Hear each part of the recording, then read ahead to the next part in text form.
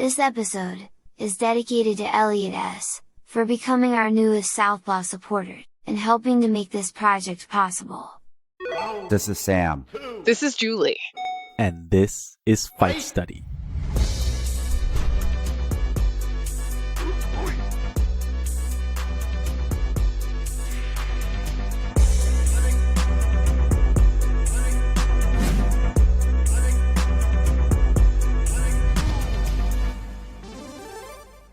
On this Fight Study, we have retired MMA fighter, writer, teacher, and MMA broadcaster, Julie Kedzie. Welcome to the show, Julie. Hi, thank you for having me. For listeners who might not know, Julie was one of the early American pioneers of women's MMA. But after you got done fighting, you got into writing and even teaching. Can you tell us how that happened? Sure. When I retired from fighting, immediately within it was a couple weeks after I retired from fighting, I had already been doing commentary for Invicta FC in their early shows. And Shannon said, "Would you like a job as the matchmaker?" And I said, "Of course I would." And I realized after a while working in that position that there was no way I could do it if I was still living in Albuquerque and training with a specific team. So I decided to move to Kansas, where Invicta's headquarters were, because I really wanted to be fair. And I know that's so lame and nobody ever believed that I was actually being fair, but I tried. I wanted to be fair. I wanted to come from a position where everything was a blank slate, and all of the fighters coming up, I was taking them purely on how they were performing and what they were doing. And nobody ever believes me, and they don't believe that I showed that as a matchmaker. But luckily I signed one of those things where I can't talk about my work as a matchmaker, so they'll never know. But believe me, the sacrifices, I did it. I moved there from Albuquerque. And I lived in Kansas for a couple of years, and I worked as a matchmaker. And what I realized was I loved the broadcasting and the analysis, and I actually loved matchmaking in a lot of ways, but it broke my heart when I saw them lose. And then I was on a microphone talking about critiquing them and knowing that, oh my gosh, I'm going to have to negotiate this person's contract with them or their manager, or I'm going to have to do this. I was like, this is not my best skill set. This is not what's making me happy. And I had majored in English, and I always knew that I was going to go back to school at some point after fighting. I thought I was going to go to law school, honestly, but I joined a writing group. Somebody in the MMA community, a writer in the MMA community, was a very good friend of mine, and said, you write these really long, detailed emails. Why don't you try doing some actual writing again? And I joined a writing group in Kansas City, and it was so much fun, and it was so great. And I wrote this essay that, I don't know, I wanted to do something more with. And Sports Illustrated ended up picking it up, Sports Illustrated Online. And I used that to apply for graduate school. And my family I've come from a family who really pursues higher education. And the fact that I only got a bachelor's was well, when are you going to go to graduate school? When are you going to go to law school? My sister has a double PhD. She just published a book, by the way. It's a brilliant, brilliant book. I'll plug it at the end if we get a chance, but it's called Origins. It's so good. And my mother has a PhD, and it's just all of this, and they're like, when are you going to graduate school? When are you going to law school? I was like, I found the goddamn UFC. Isn't that enough? But they were right in a lot of ways. There was a part of me that needed to be pushed.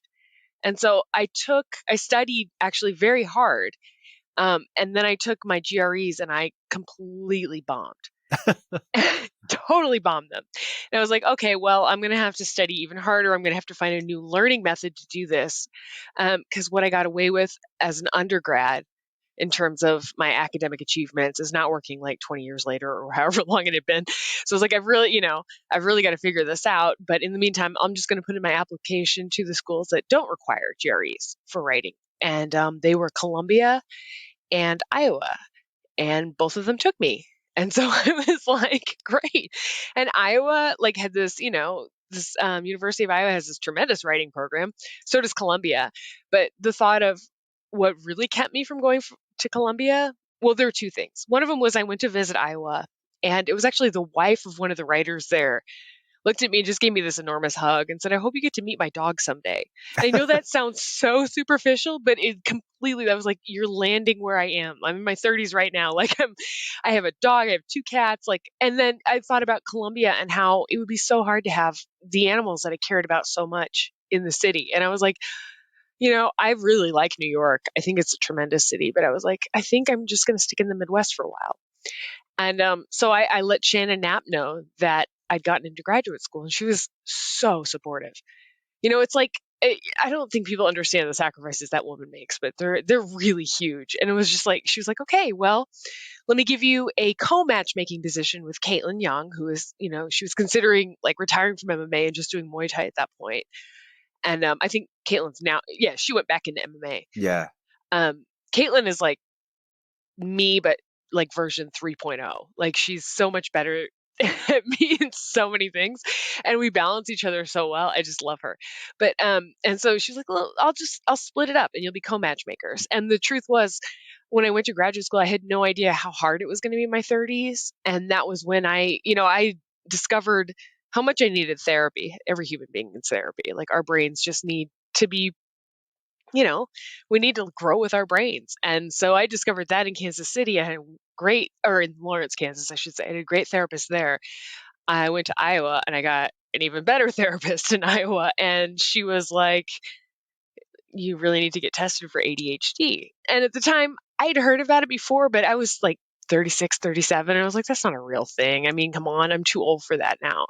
And I had done the usual, you're not supposed to say that you play around with drugs when you're fighting, but let's be honest, I've been out of the sport for so long, who cares? Like somebody gave me Adderall one time and I was like, this is fun. Oh, maybe it'll make me skinny and I'll make weight better. And then I remember the first time I took it and then I like drove on a highway, not scared that all the cars were going to crash into me.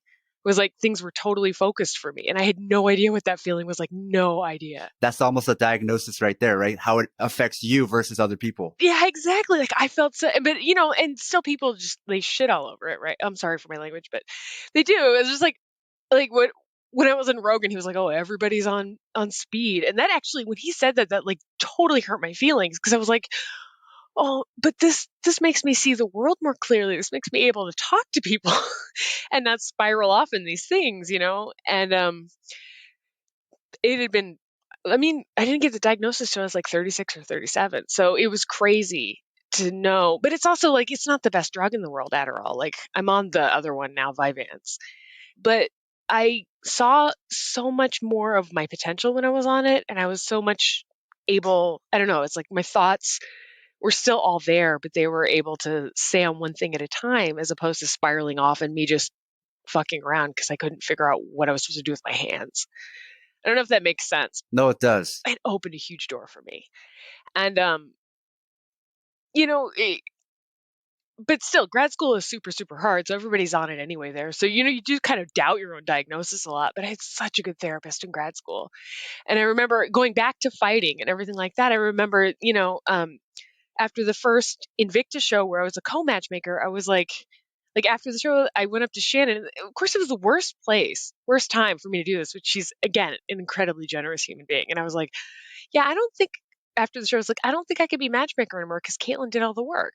I was just like, I didn't do anything. Grad school is hard and my brain is weird and I have to figure this out as I go. And I don't ever want to get away from doing the job that I do in commentary because I love that. And I love the analysis and I love researching the fighters and just watching them and getting to know them. But I can't matchmake anymore. I have to give grad school 100%.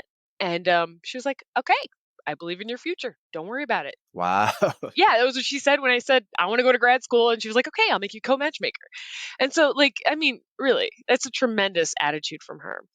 Everybody has their flaws, but I think at the end of the day, what really matters about her is that she cares about every single one of those athletes and she cares about the people on her team and she wants them to do well. And, again, everybody's human. Everybody has their flaws, but she's given so much to so many people. And it's just like, my God, I'm glad that I do what I do because it has given me the freedom to, I have to have a full-time job in addition to being a commentator.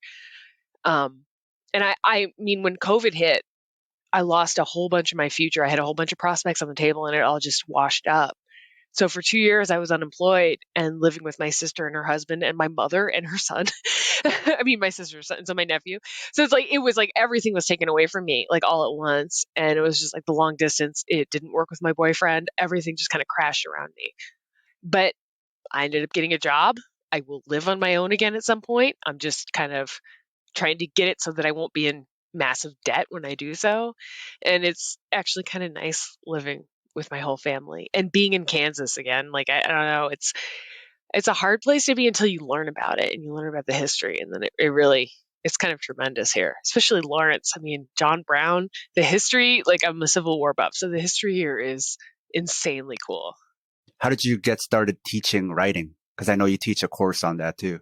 Yeah, so I started teaching when I was in grad school. I mean, that's the great value of graduate students is their cheap labor, right?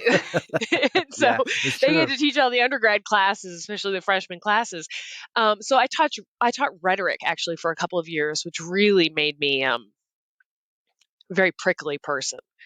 Like rhetoric is tremendous. It's cool as hell, but it's also like when you have to, I don't know, it's like it does make you like understand that everything comes from a certain viewpoint and you just cannot get the subjective out of the world as much as you want to.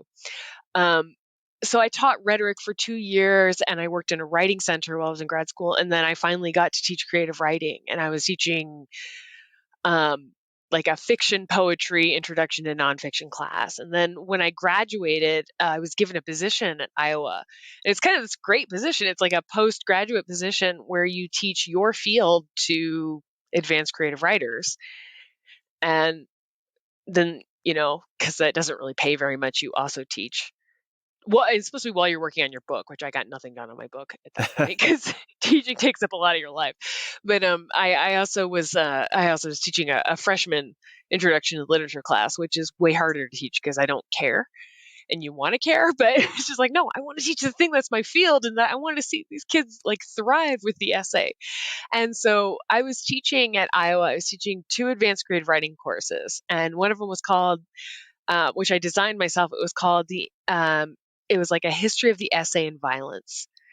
And it was just about how because when I came to grad school, I came on the premise of me writing this book as an MMA fighter, an ex-MMA fighter, right? And like seeing this thing of violence. And then I was introduced to a whole world I had no idea about. Wait, what's your book about? Right now, it's essays of my experience in MMA.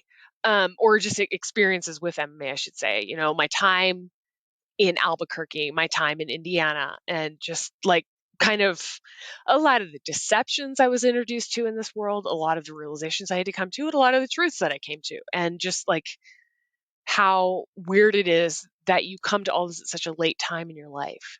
So it's about MMA, it's about violence, it's about trying to figure things out. And honestly, like, it's not worth reading right now because as much as I want to make it good, it still sounds like an angry teenage girl, like, and that's not where I want to be. I want to do something special, so it might take a while. But what I also realized in grad school was like I was real precious about the idea of violence, that it was only like human contact to human contact, or or like environmental contact to human, where it was in terms of physicality. The violence of words and the violence. I didn't think that was violence, the violence of oppression and all these other things. And it's not that I didn't think it was violence. I just thought violence was the wrong word for those things, like erasure and things like that. And because it just didn't seem like it was enough. But that made me come to the realization, especially when I was designing this course to teach, because teaching makes you realize as a teacher, you have to learn this shit. Like, you have to know what you're talking about. And even if you mess it up when you're trying to explain it to the kids, at least you know that you've struggled to get this truth yourself, so you're being honest. Nobody likes when teachers mess up, but the truth is, when teachers mess up and they don't stay firm in that, and they change their minds in the face of a student challenging them, it's because they are also grappling with deeper truths. And that's what I was. I was just like, you know what? Violence is a lot more than I'm saying. So I taught that class, and I taught a class called Fight Writing. And I had become extremely fascinated in writing my thesis, which is going to turn into my book. I become totally like fascinated to the point of obsession with the Civil War, the American Civil War, I should say, and just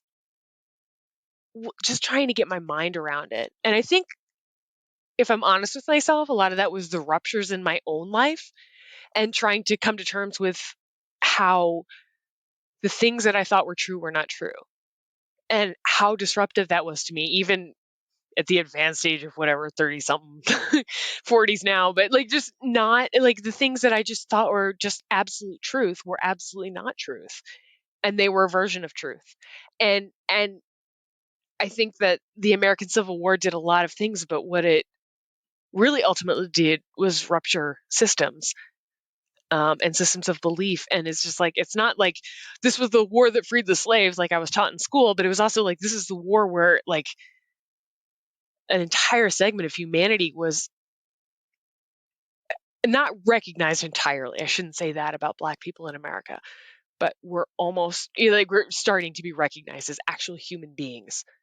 Like I know that the 1619 Project and all these other things are critiqued so many times by so many places, but when you come from the background that I did in academics, where the essay is not just the words on the page that say the thing, that cite this and cite this, but it's actually how multiple experiences can actually make up truth and fact, and truth and fact are not the same.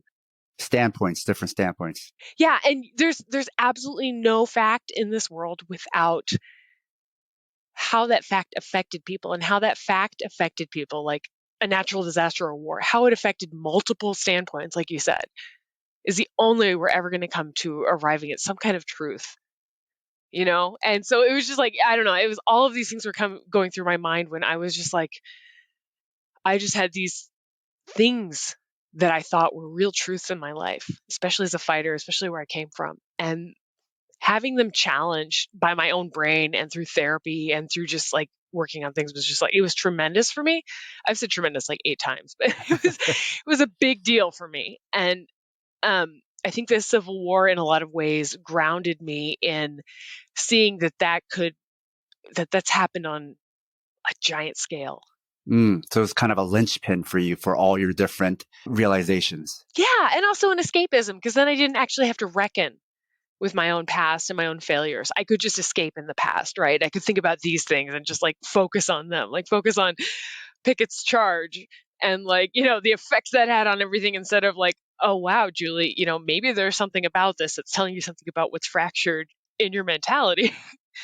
So it did lead to me teaching this fight writing class. And I thought this fight writing class at Iowa we're just going to talk about war, and then we're going to go all the way to hand-to-hand combat. We're going to start with like a history of this and this, and both of those classes, the history of the essay and violence, my students were so smart. And I remember the second semester I was teaching that class, and in the fight writing class, they were all smart in so many ways. And I was like, these are undergrads, seniors who know way more about the world than I ever will. Like these kids are awesome. It's just like, I don't want to grade any of them. Like, this is dumb. Like grades are dumb, but they're helpful with freshmen, I will say. But, but what I did come to realize is the second semester, I said, one of my questions with the history of the essay and violence was, we talk about the essay, like the 5 paragraphs, this, and instead you see people who dance and it's an essay. You see people who write, they paint images on walls or in caves, and that's an essay. It's telling you what you need to know. It's telling you what happened. It's telling you the effect of what happened, or the interpretation of what happened, and how you need to reconcile those things, or how you approach those things. It says so much about you, and it says so much about how they're trying to communicate.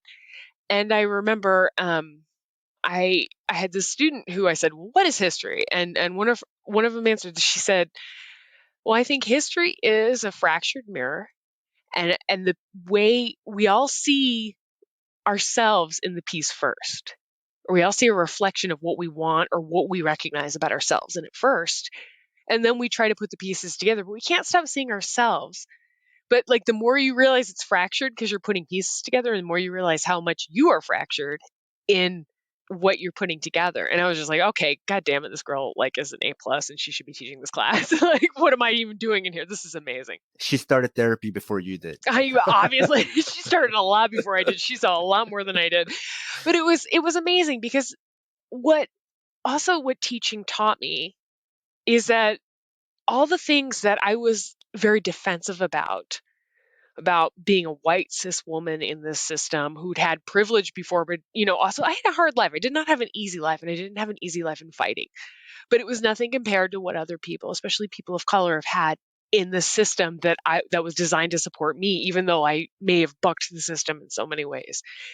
And then when I was teaching, to have these kids, like white kids, kids of color, kids from different countries, kids, of different, however they identified, this was so easy for them to grasp because they'd lived it. It was like, wow, I have been in a goddamn bubble in the MMA world. And I had no idea because I thought that was the big, we're all sharing our experiences on the mat and we all bleed red, right? Because that's what you're taught. Like, everybody's equal in the gym. They're not. Because you may find some kind of equality when you punch somebody in the face and you score, but that doesn't translate to all other parts of your world. Is Iowa where you met Carrie Howley? Yeah, she was my mentor and advisor. She was my thesis advisor, yeah. So for listeners, Carrie Howley wrote the only philosophical MMA narrative I'm aware of called Throne. I contacted her actually after reading the book, and we became kind of internet friends. So I was surprised to see how you two were at the same school because you're an MMA fighter getting into writing, and she was a writer getting into MMA. So it almost seemed like inverse realities colliding. Oh my God. Carrie was somebody, I swear to God, who kept me sane there. After I think I had her first semester as my, Carrie, seriously, if you still talk to her, I owe her everything at that school. That lady, it's just if there's anybody who's a living, I shouldn't say living because she just died, but who's the embodiment of what Joan Didion did in terms of she's such a brilliant writer and she's so thoughtful and incredibly kind. And I really, really like her. That's a really great lady. And it's I don't know. When we were all trying to get thesis advisors, I got into a pretty heated battle about getting her as my advisor. No, I want Carrie. Well, what you said about fighting and the quality of fighting and the phenomena of fighting, it made me think about her book as well.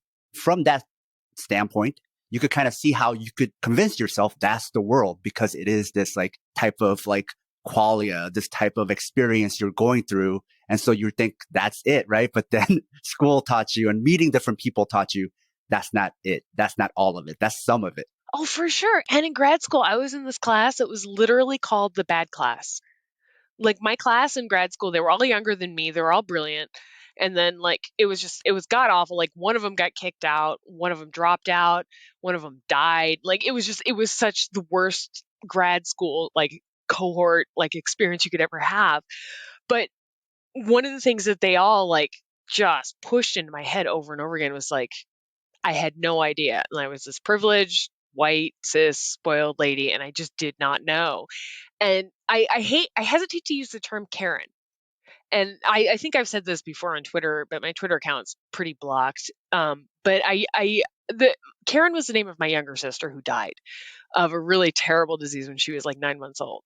And so when I use that term, it's the effect of that it can have on my mother, who is an incredible human being.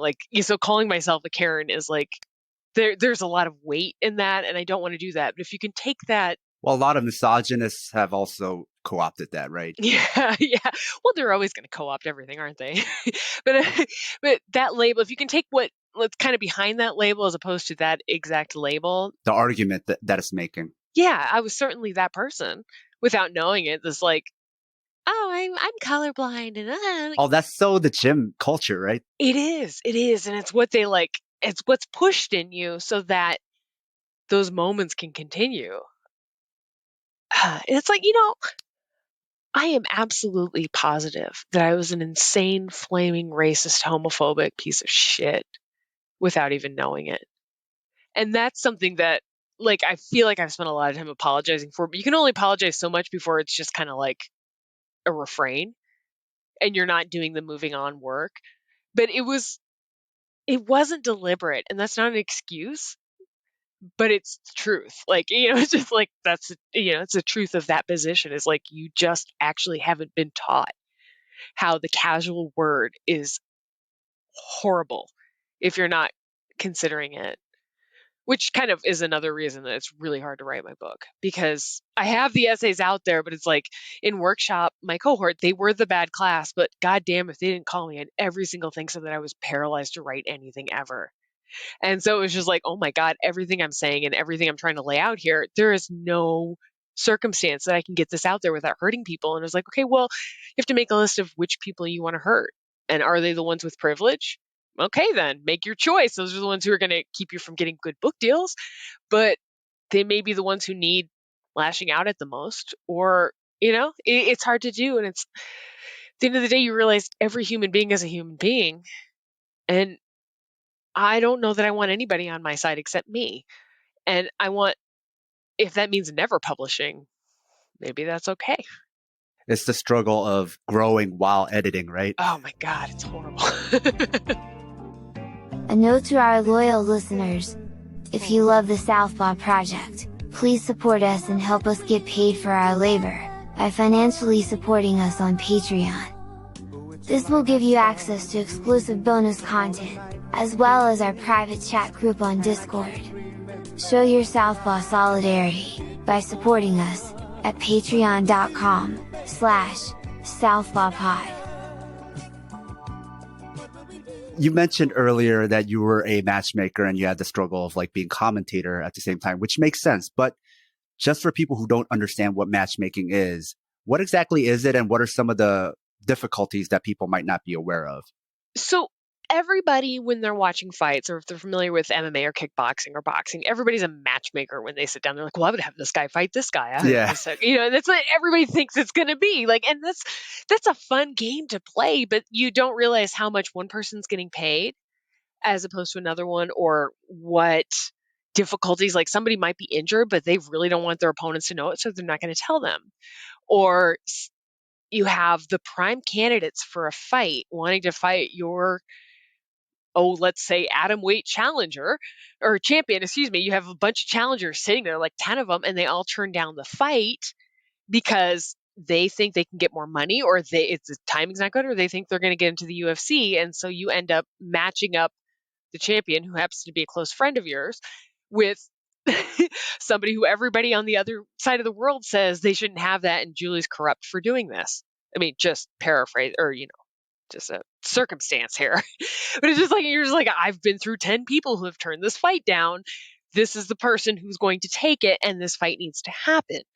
Because I promised it to champion, and I promised it to, like, it's on the card, it's happening, and this person says they'll take it. So I'm going to give it to them because they've done great things in their career, however anybody recognizes that now or not.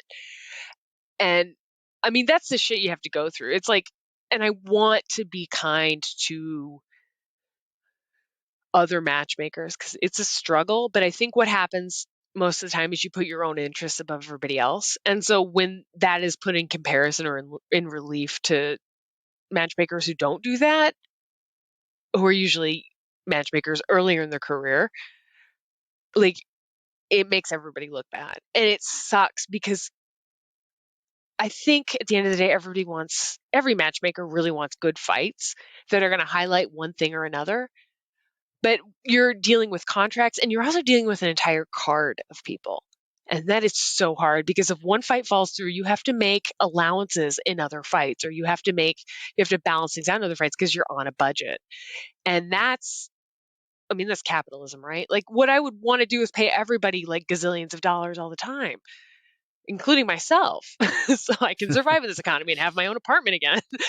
But it's like, it's working within systems and also trying to be fair. And sometimes it's not fair. And it's like, it's insane because you're the person as matchmaker so many of the times who gets all the blame but none of the credit. And that's what you sign up for.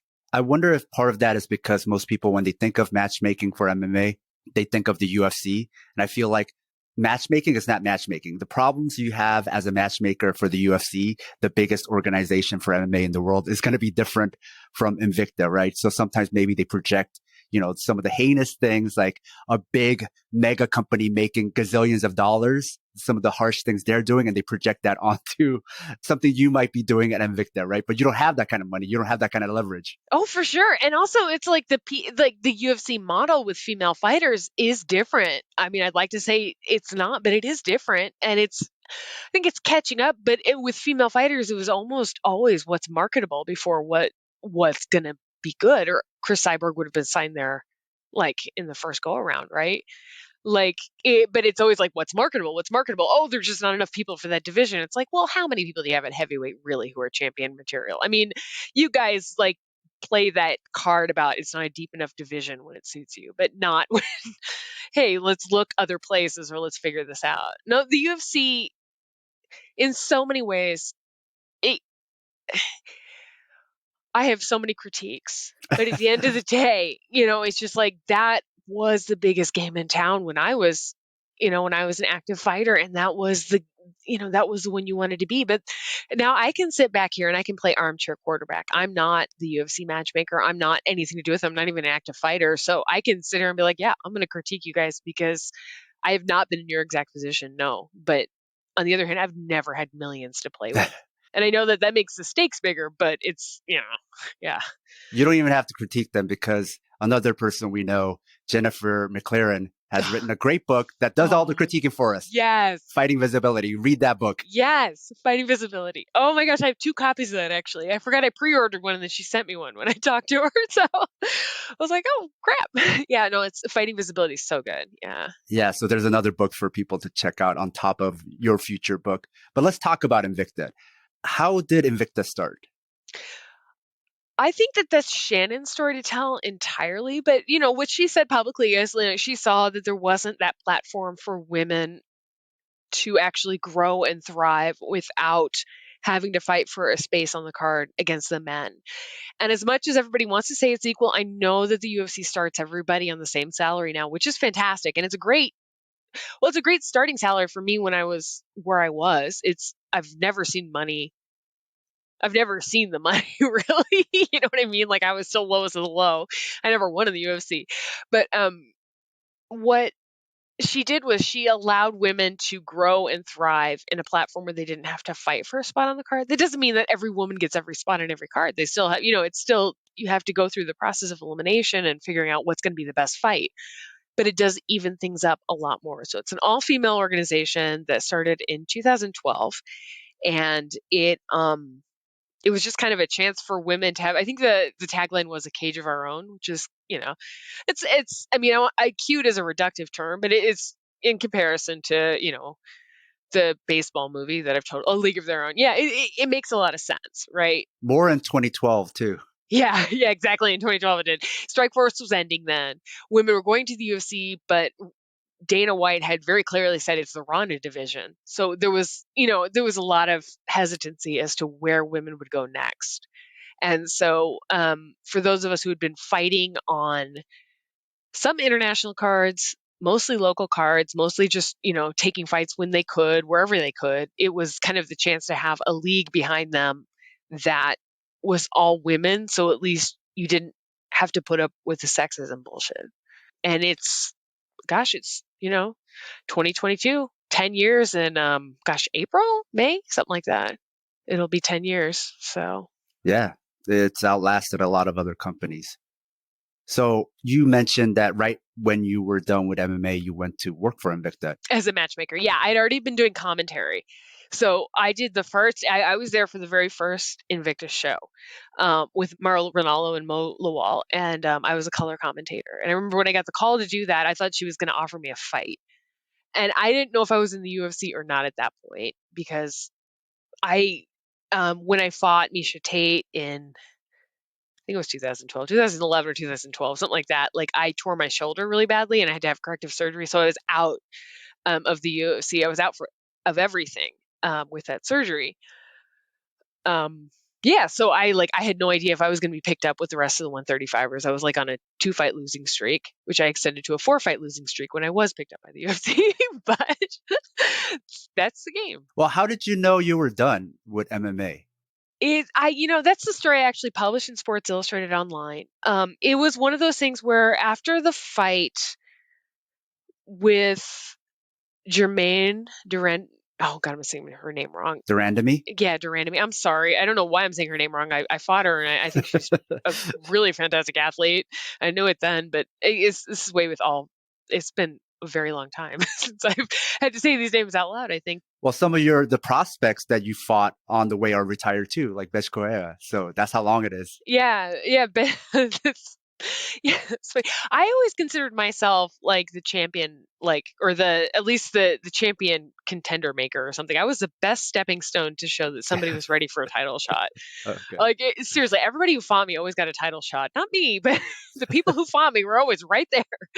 So, yeah, maybe it says something about at least I gave them enough of a fight to show that they were title material. I don't know, or contender material. But yeah, after the fight against Miesha Tate in Strikeforce, I lost. I tore my shoulder really badly during that fight, and I had corrective surgery, so I was out forever. Like, they had to repair all of my labrum. It was insanely painful. I was kind of I didn't know if I was with the UFC or not, so I wasn't committing to anything when I was given opportunity. I was like, I can't fight right now. I have an injury, blah, blah, blah. But when Shannon called me, I was actually helping somebody train in a gym in Las Vegas. I'd not left Albuquerque, but I'd traveled there to help a friend train. I got this call and I was like, oh man, she's offering me a fight in this women's league. I've heard about rumors about it. It should be so good. She's like, no, I like the way you speak. I'd like to see if you want to try commentary.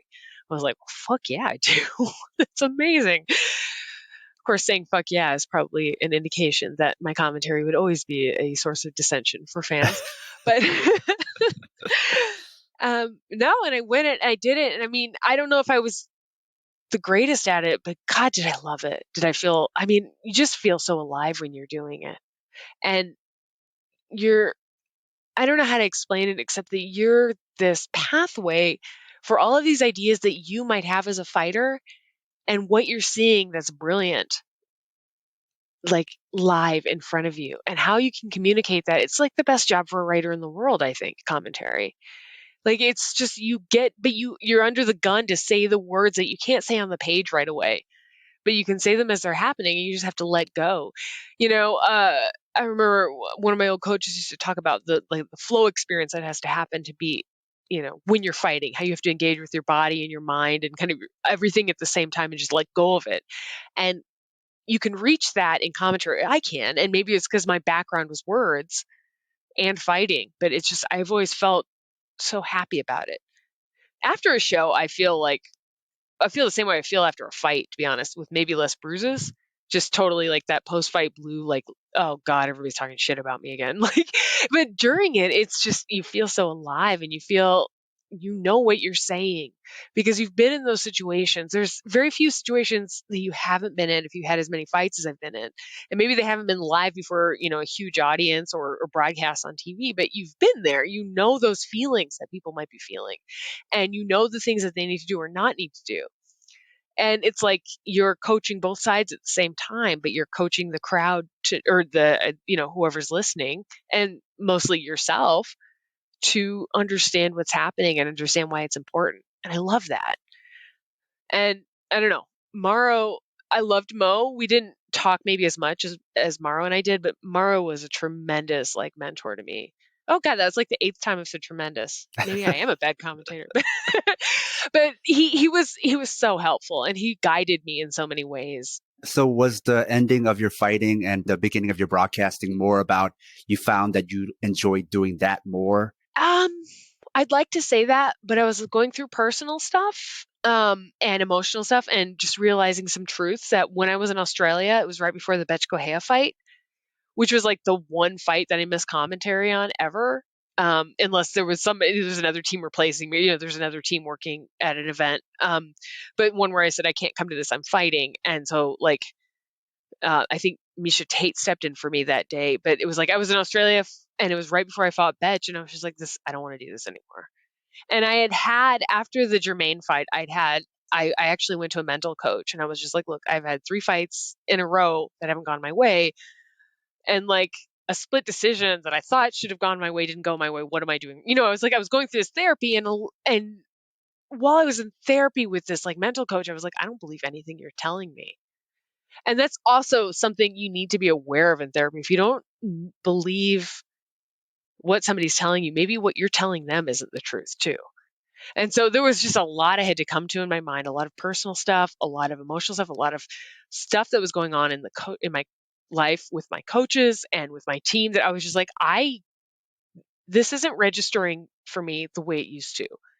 And that's super, super important. And I think in a lot of ways, like when I told my coach backstage at the bench fight right before we walked out, I was like, I'm done. And I had been physically throwing up and had diarrhea before that fight. I could not figure out what was wrong with me.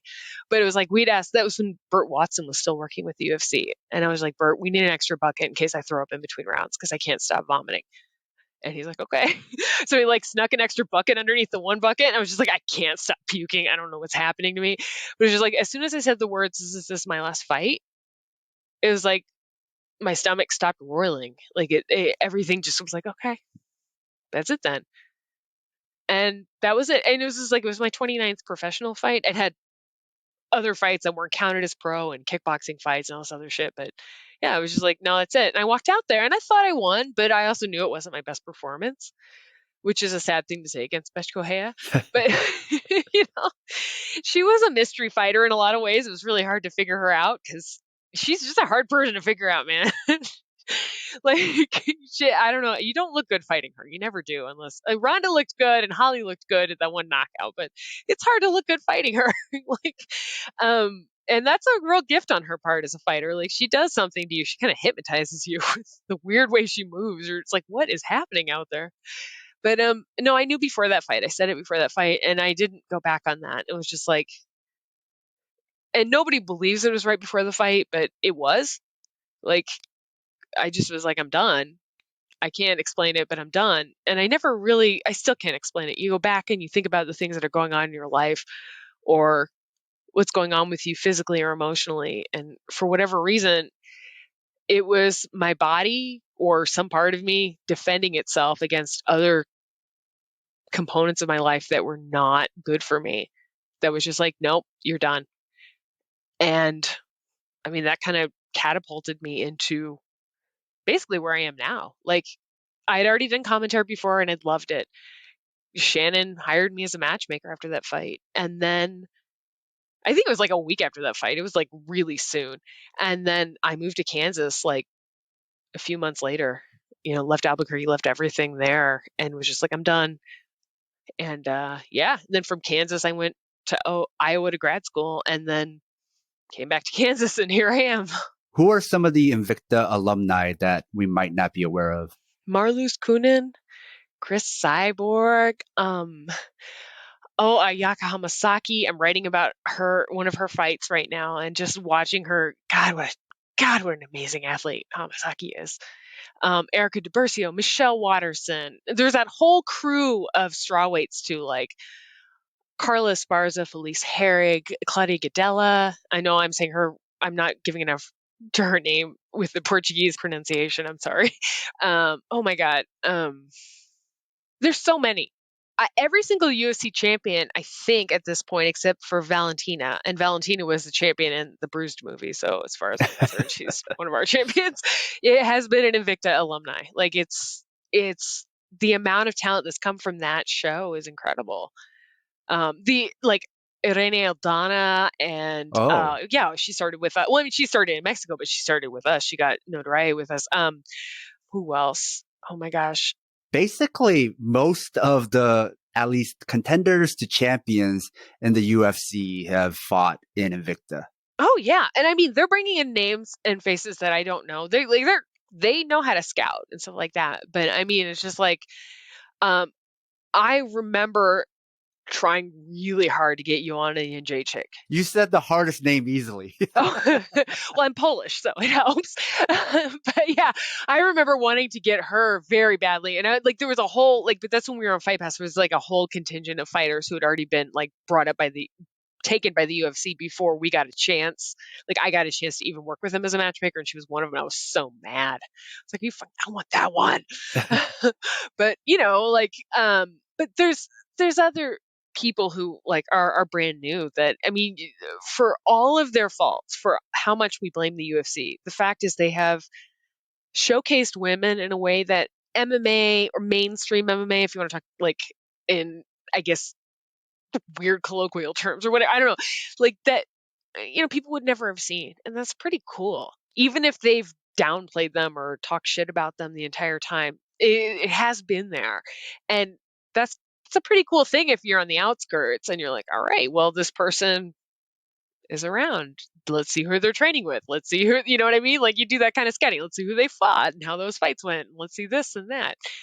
Because there's great databases for fighters, but there's no all-encompassing one that actually tells you about their worst challenge or what they went through. And that's your job as a matchmaker sometimes, is to like go through these things. And I love that part. I loved that research, which actually plays into commentary really well, because you can sit there and spend hours on one fighter and their record and everybody they fought and just feel totally inspired. Maybe not by them, but like by their worst fight and what that produced in the other person. Yeah. And that's what makes fighting so cool, is that there are so many threads you can pull on that don't just teach you about that fighter on one day in their life against one person who is maybe having the best day in their life when that fighter's having the worst day, but like what it tells you about yourself as a fighter. That's why color commentators, man, like that's a great job. You know who does a really good job at it? Who? Freaking Laura Sanko, man. Laura Sanko, she gets that. She gets it. I've seen people talk so much shit about her, and I'm just like, I don't know what is wrong with you people, because she is so good. And she's going to take over the world. I am like Laura Sanko uber fan. Yeah, I think they let her even do a fight analysis thing on their UFC YouTube show where they do like an hour-long like breakdown of technique and what are people good at, and she killed it. Of course she did. They shouldn't let her. They should beg her to do that. I'm telling you, she knows what's up, and she's got a background in broadcasting that I would never.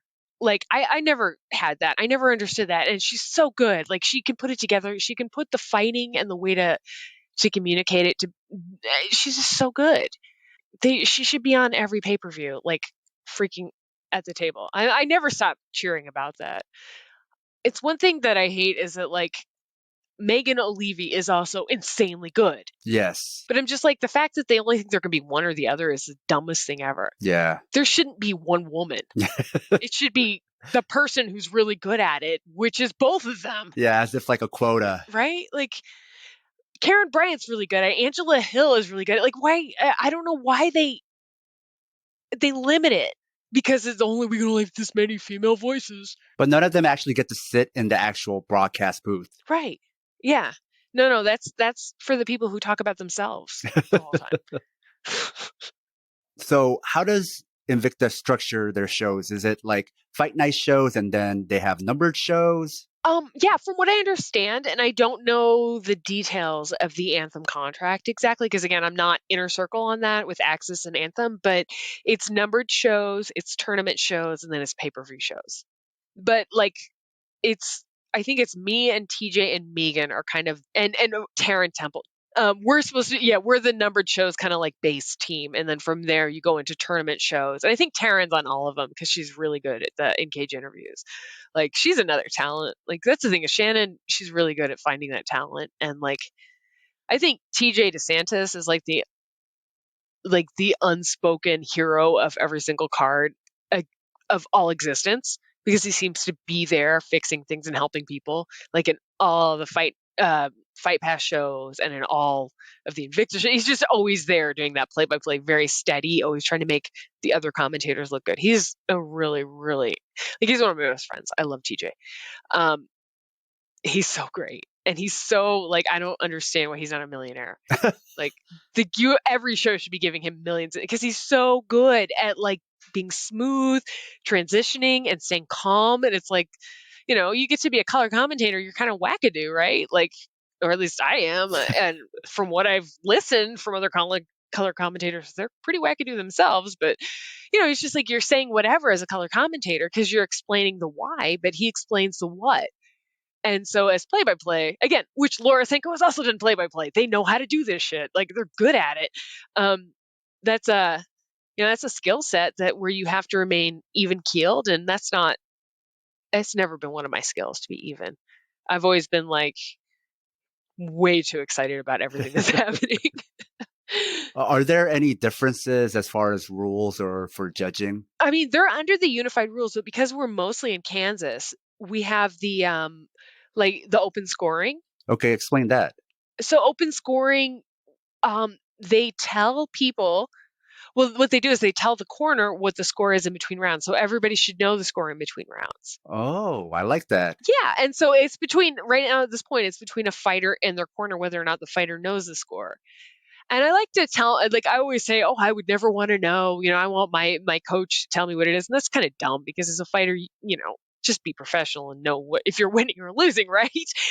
I think your coach is supposed to tell you the intricacies, not how to fight. Like, just like, okay, try this.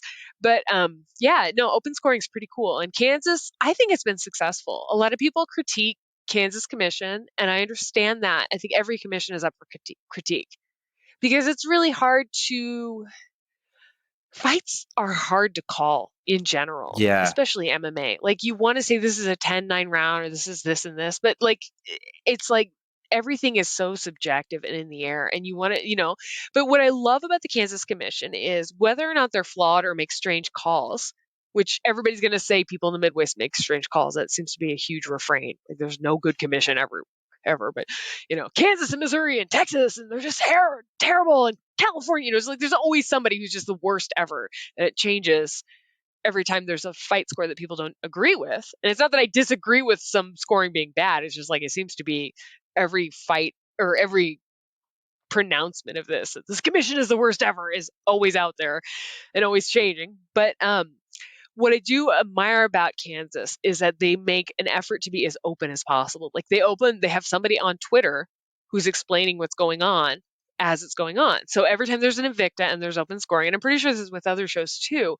they're just like, okay, ask us your questions while this fight is going on.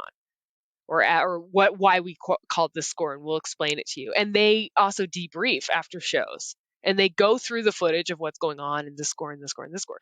So whether or not I agree with one of their calls or not, I absolutely 100% appreciate the effort that they're going in to try to be accountable for it. Like if we could have that with every commission, that'd be really great. Like, and I'm sure there's other commissions that are that on the ball. I'm not trying to throw anybody else under the bus. It's just, I see this every time and I really appreciate it. Like it's, there's an attempt to be very open. So it's like whether or not people agree, and believe me, I've been very heated about scores that I disagree with and called, I was like, there's no way that person won that fight. What are you talking about? Or I don't know. There's an argument when I go back and I watch the fight and I see how they explained it. It's like we said earlier about like history and like its viewpoints, its perspective is just like, okay, there's going to be human error in scoring, but at least there's somebody who's saying, this is what I thought. And whether or not you think they're justifying it or not, at least they're putting it out there as opposed to people who are just like, no, it's my score. That's it. If you love the Southpaw Project, please support us and help us get paid for our labor, by financially supporting us on Patreon. It'll help us supplement the cost of running this project, the incredible time and energy we put into it 7 days a week. And you'll be giving us some breathing room, not only to juggle Southpaw with our day jobs, but also to expand Southpaw into other areas. Show your Southpaw solidarity, by supporting us, at patreon.com/southpawpod. So do you, as the broadcaster, then in between rounds, know what the score is? Yes, but not necessarily right away. Because they're collecting it and putting it up. So sometimes I don't know the score. Like I want to.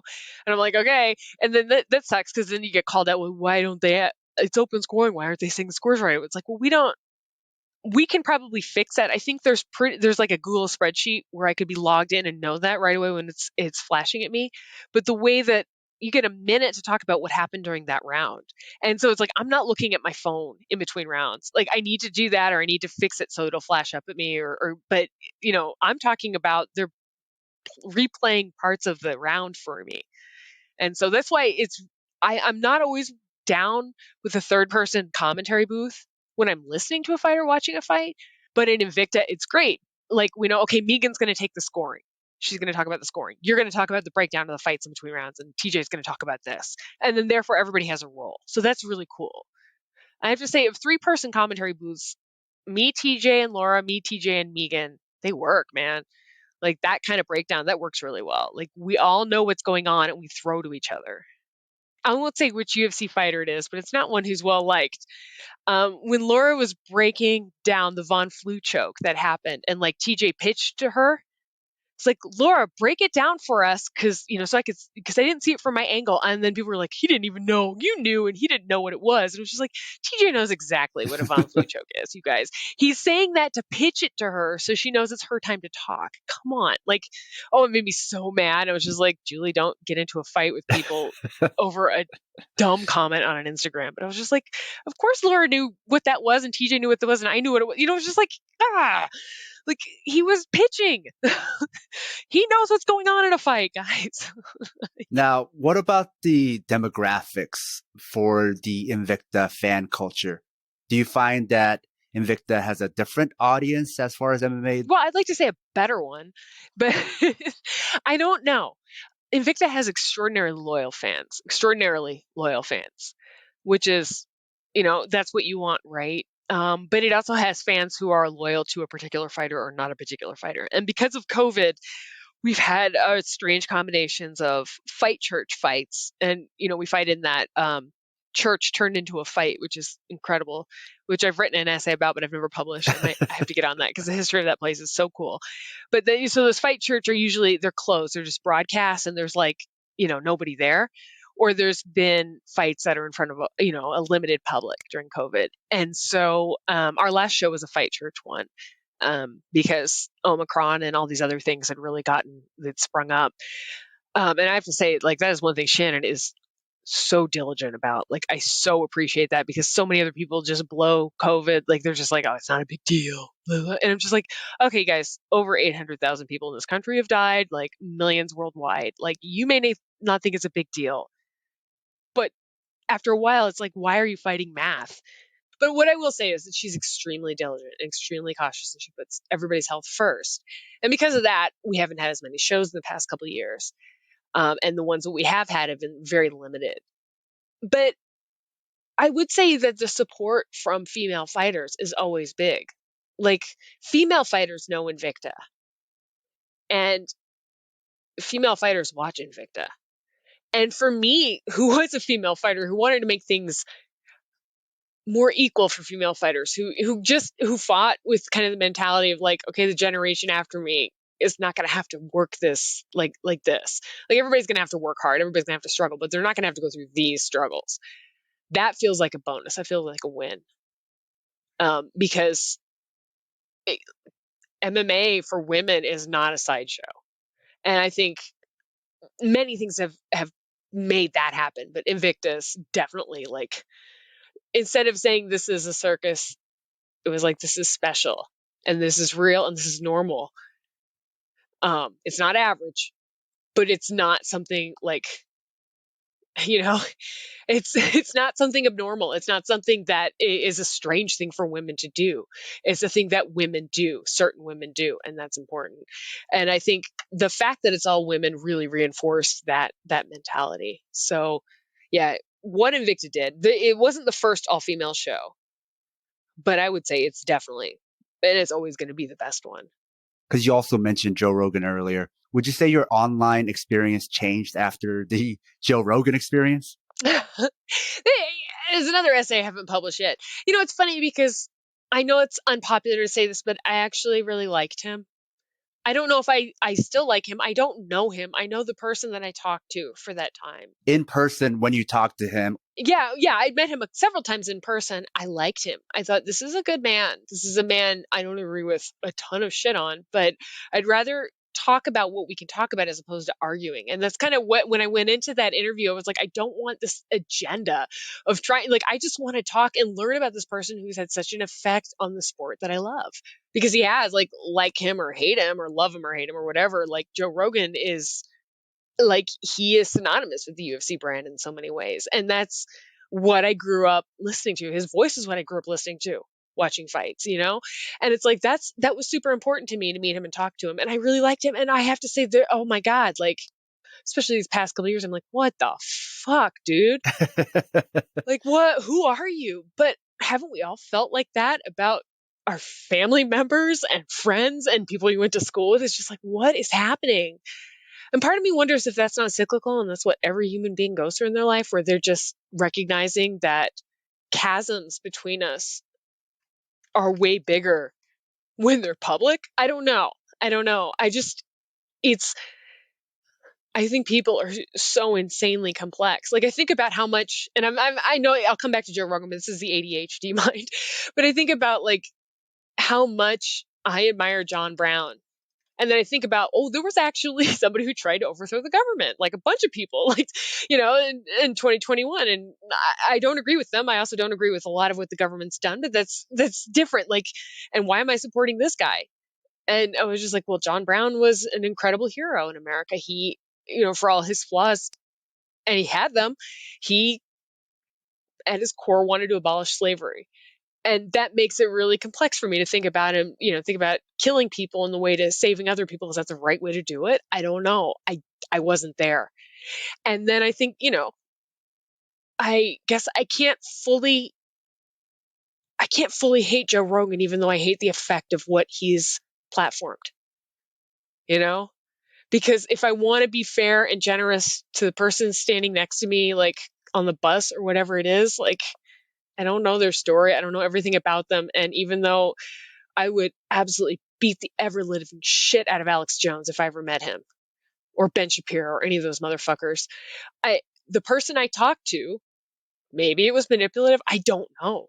I liked them when I was talking to them. I liked Joe Rogan, but his audience, my God, the rape threats and death threats I got from just talking as a woman. For some people, it's good, right? They go on there, and if they have the right view, a very right-wing view, it launches them into the stratosphere. But for other people, right, you can see, like, they would go on once and they never come back. And it's like, something happened there. Yeah, I don't think he'll ever have me back. Let's talk about the audience. Like, what was that experience then? It's so creepy. Like, it was like, so you're just coming out of that. And like, I'm somebody, like, especially at that time, what was that, 2016, 2017, something like that? I was like checking my phone all the time. Like, I was still in that mindset of, it's super fun to be on Twitter. It's super, and it is at times, but usually when I'm drunk is when I'm on Twitter nowadays. Like, or not, you know, I mean, it's like, it's like I'm trying to wind down and not think about the things I have to stress out during the day. And like, it was like the amount of people just saying what a fucking idiot I was. Whoa. And how I never knew what I was talking about, how they would take me out back and rape me. They would do this to me. They would, like, what a fucking moron.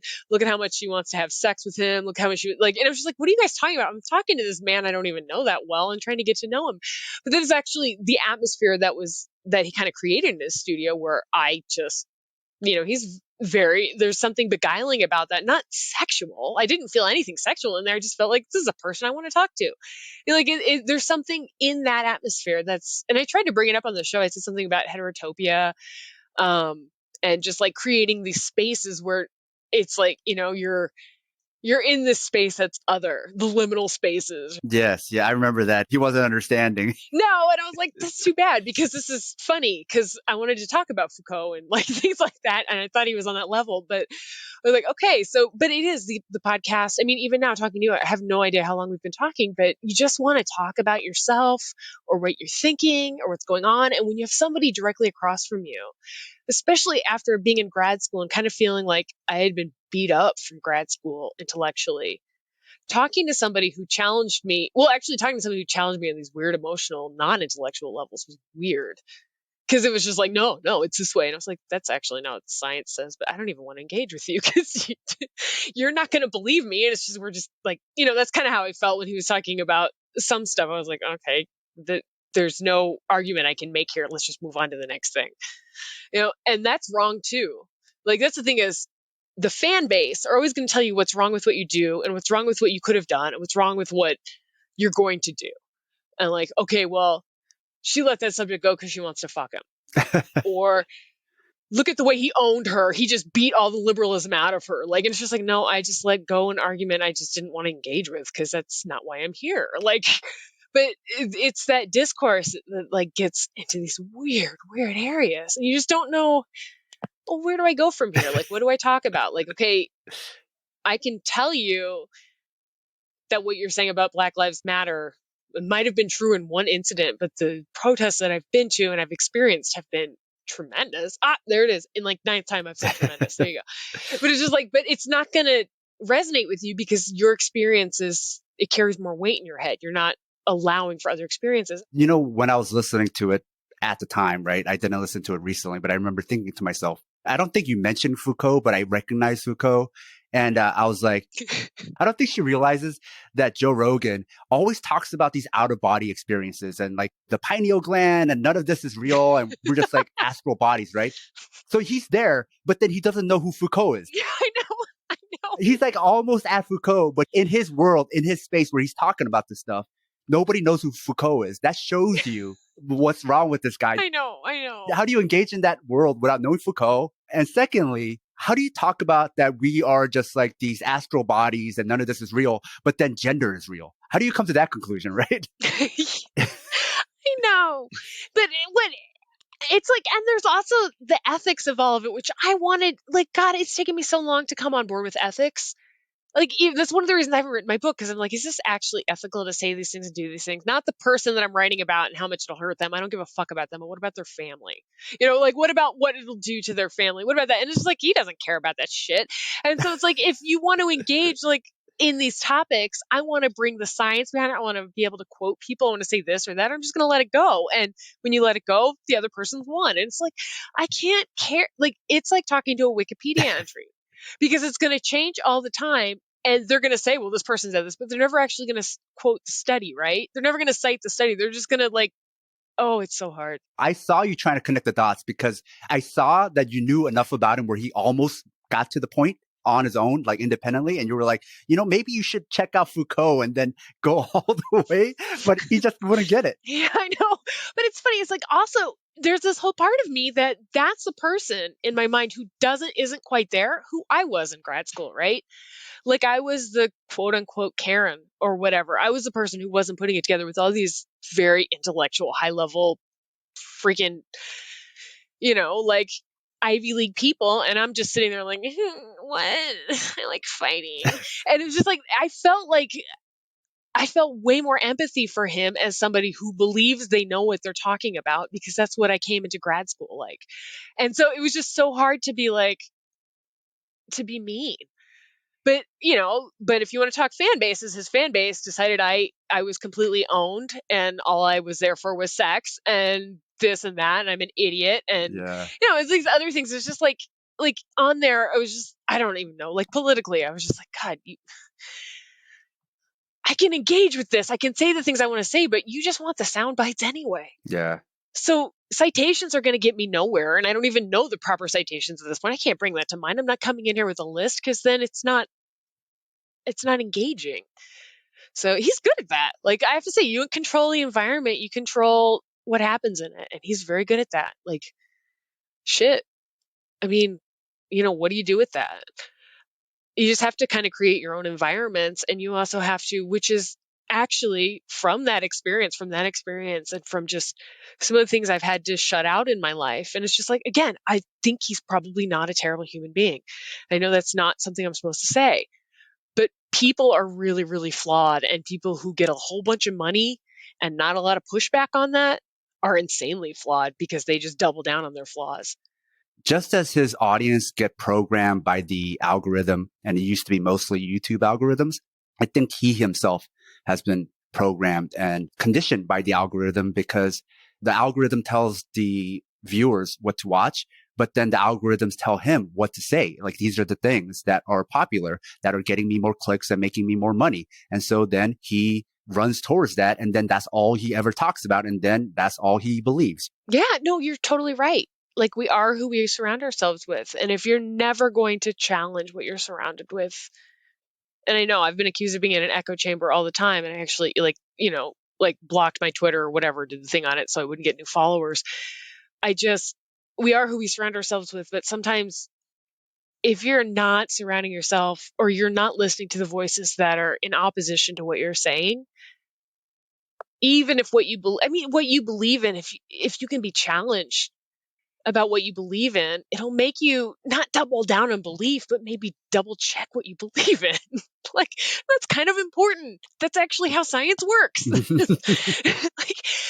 I just listening to people shit on vaccines. And there's one part of me, like, I taught The Immortal Life of Henrietta Lacks. This country has a super flawed history, a super challenging history when it comes to science and government interacting together. Like, I'm saying, oh, I taught this book, so I know all about it. That's not true. I'm just saying, as an example, like, I understand how there are segments of American culture who just cannot trust the government because of what they've been subjected to. There's also segments of American culture who've decided not to trust the government because they've decided they've been subjected to things because they've had so much privilege.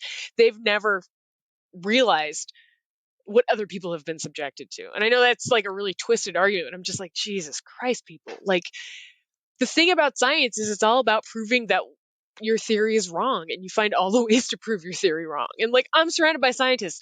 That's why I went into literature. I was so fucking sick of it. Like, I'm just like, no, I want to do writing stuff. But it's just like, I can't believe that people are just like, no, it's all a conspiracy. It's all this. It's like, no, man. These people are the ones who challenge facts because they want to understand how the atom works in the world. You know, they want to understand how the virus works in the world. Like, I don't know. I've gotten in this weird track of watching superhero movies. Like, I went through the DC superhero movies and now I'm going through the Marvel ones. And I've got a lot of opinions about them that get me in trouble on Twitter. But I'm just like, the one thing that you see over and over again is whatever the superhero is, they always get completely beat down. And then they come to some kind of realization and they grow stronger mentally, physically, emotionally, whatever it is. Or they bring on somebody else and that person helps them. It's just like, why the fuck do people love this so much and they don't understand how vaccines work? That blows my mind. The virus evolves. It beats you the first time. So you have to change and you have to find another way to fix it. Here's you trying to connect the dots for Rogan listeners again, right? Yeah, I know. I'm just like, why is this like, you can see it when somebody's wearing a cape, but you won't understand that people have dedicated so much of their lives to doing this. Like, I mean, oh my God. Like, yeah, it's insane to me. Like, but I do understand that there's some people who are just not going to trust science. And I tend to think that if they have not been part of a segment of, well, every segment of society thinks that they're challenged all the time and that they're, okay, that's a mean thing to say. But if you're not a person of color, if you're a cis white, generally male, but not always male, person in America who feels like you're insanely oppressed. It's not that I'm saying you haven't had a hard time, but I'm just like, you have not been the subject of all the oppression. And maybe just shut the fuck up and listen. And that's something I had to shut the fuck up and listen in grad school. So I mean, not in grad school was too late, right? I was too late to learn this, but that's why I'm a Karen. So. Yeah. I think that's a good place to end. Where can people find you? Oh, that's a good question because my Twitter is like locked out. So my Twitter account, actually, all my accounts are at JulesK_fighter, but I sometimes I open my account up. And that's my Instagram account because I don't really care what happens on there. And then they could also see you on Invicta, right? Yes, you can see me on Invicta, or on only the podcast I like to be on. I've been actually a jerk to MMA media. I've got it. You're the first MMA media person I've talked to in a really long time. Awesome. So if you consider yourself that, like, but I just like, yeah, man, I've had a really great year. It sounded like I was complaining this whole time, but my sister wrote a book called Origin, A Genetic History of the Americas, and her name is Dr. Jennifer Raff, and she is so good. She just got off, I don't know if you know Patrick Wyman, but she just got off his podcast today, plugging this book. They're really good friends.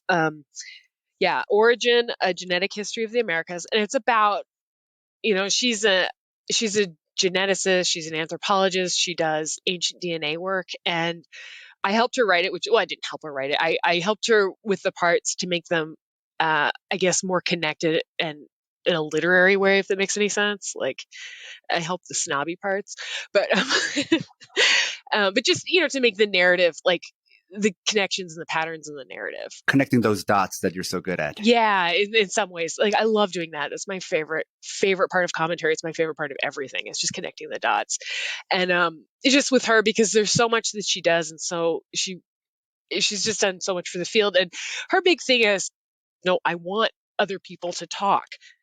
This is the science. This is the genetics doing the work. Like, right? Like, this is that other people should take this story and go with it. Like, this is a way to say everything that the white people have been doing so far is fucking wrong. And it's not in one of those Joe Rogan ways. It's actual real science. And just like, but it's what I love about it. It's so beautiful because it incorporates how, in so many ways, like what I love about the essay, like I said, the real history and the love of the essay is how it isn't just words on a page and 5 paragraphs doing this. It's how the essay is, a thought and an evolution of a thought and how it's being communicated. And she really talks about how the Western approach to science has left out so many of the details that make, like civilization and culture, especially non-white civilization culture, so beautiful and so rich. And we really need to examine how that's actually in the DNA of people. Like, you can find these stories, and it's really smart and it's really good. And I'm not doing a very good job of pitching it. Did you happen to read How the Word Is Passed by Clint Smith? No. Okay. That's by my sister's book first, but then that was my absolute favorite book that I read in 2021. Okay. And it is, I don't know, I see the connections in it, but, they don't know each other.